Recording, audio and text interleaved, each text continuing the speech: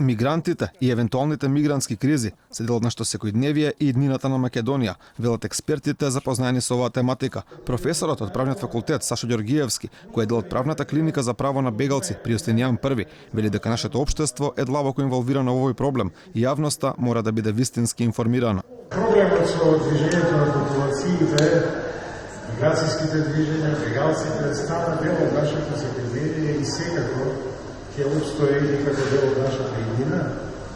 Нашето општество е длабоко инволвирано со тоа и не сме исклучно од другите. Сето тоа бара многу активност, многу ангажман, многу информирање вистинско и подигање на свеста на граѓаните. Околу овој проблем говореше и Љупка Новеска-Андоновска од Македонското здружение на млади правници. Таа вели дека миграциите се теми со кои се среќаваме секојдневно, како и дека потенцијалните баратели на азил се лица поттикнати од маката.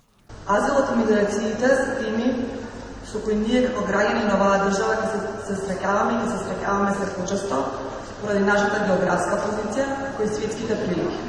Барателите на азил се лица кои поттикнати од маката и животните предизвици како одлучиле да ги напуштат своите домови, а не од лична желба и амбиција. Моника Сандри од УНХЦР повика на солидарност со бегалците и за градење на поинклузивно и подобро општество.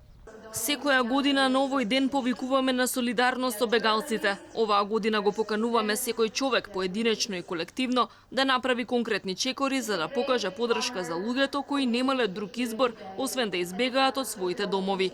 Личниот пример е најсилниот придонес што можеме да го дадеме за да изградиме подобро и поинклузивно општество во кое никој нема да биде изоставен.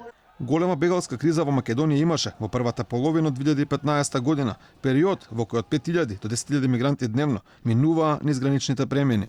По повод 20 мај, меѓународниот ден на бегалците, новинарите Катерина Топалова, Јасмина Јакимова и Синиша Станковиќ добија награди за професионално известување за состојбата на бегалците во 2018 година.